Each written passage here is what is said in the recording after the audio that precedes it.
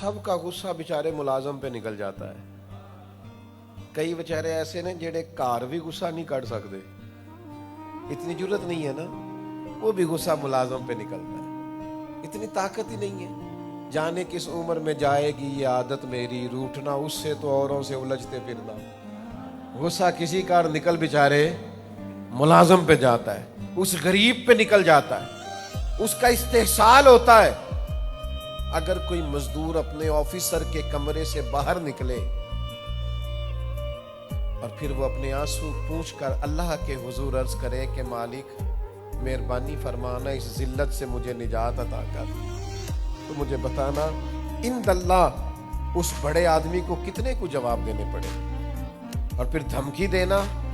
مجھے ایک دوست آ کے بتانے لگے, کہنے لگے پیٹرول مہنگا ہو گیا ہے, اور میں نے جا کے فیکٹری کے مالک سے کہا ہے کہ میں 45,000 میری تنخواہ ہے اور میرا 19,000 کا پیٹرول لگ جاتا ہے, تو مجھے کچھ تھوڑی سی آپ بھی مہربانی کر دیں تاکہ کم از کم میں پیٹرول تو موٹر سائیکل کا پورا کر سکوں. تو مجھے کہنے لگا کہیں قریب نوکری دیکھ لو, میں تو یہی دے سکتا ہوں, وہاں اپنے قریب دیکھ لو, اگر تمہیں مسافت زیادہ لگتی ہے اور پیٹرول زیادہ لگتا ہے تو بس. وہ کہتا ہے پھر میں وہاں سے توہین اپنی کرا کے تو نکل آیا. کیا کر سکتا ہوں؟ ایک تو حکومت نے رسوا کر رکھا ہے, اور ایک یہ کہ جہاں جاتے ہیں وہ بھی غصہ ہم ہی پہ نکال دیتے ہیں. 10 سال نوکری کی. حضرت انس بن مالک کہتے ہیں میں نے مدینے والے محبوب کے گھر میں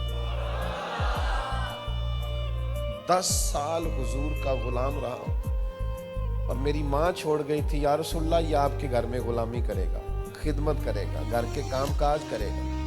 فرماتے ہیں پہلے تو حضور مجھے بلاتے تھے تو بیٹا کہہ کے بلاتے تھے, کبھی احساس ہی نہیں ہوا.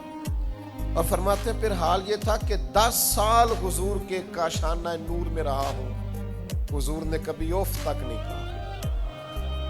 بہت ساری جگہوں پہ ایسے معاملات ہوئے کہ ڈانٹ پڑ سکتی تھی, جھڑکیاں مل سکتی تھی, میں محسوس کرتا تھا کہ یہاں ڈانٹ دیا جاؤں تو حرج نہیں, پر کریم نے اف تک نہیں کہا. یہ کس نے ذروں کو ملایا اور صحرا کر دیا؟ یہ کس نے قطروں کو ملایا اور دریا کر دیا؟ یہ کس کی حکمت نے یتیموں کو کیا در یتیم اور غلاموں کو دنیا بھر کا مولا کر دیا؟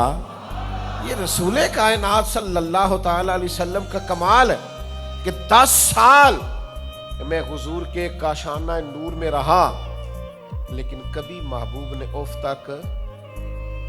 یہ غلاموں کے ساتھ سلوک. ایک شخص نے کہا تھا وہ اپنے غلام کو سزا دے رہے تھے, تو نبی پاک علیہ السلام نے انہیں منع کیا, تو کہنے لگے یا رسول اللہ صلی اللہ علیہ وسلم آخر میں انہیں کتنا کو معاف کروں, ایک دن میں کتنی بار معاف کروں؟ تو حضور نے فرمایا اچھا گویا اگر تم نے گن کے ہی معاف کرنا ہے تو 70 بار تو معاف کرنا دن میں. 70 بار تو حضور نے فرمایا. اتنی معافی دے سکتے ہو ایک دن میں؟ کافی مشکل لگ رہا ہے نا, لیکن حضور نے فرمایا کہ چل 70 بار تو معاف کرنا. اگر تو نے گن کے ہی پوچھا ہے کہ کتنی کو آخر بار, تو فرمایا چل 70 بار, یہ تیرے نبی کا ارشاد ہے تیرے لیے.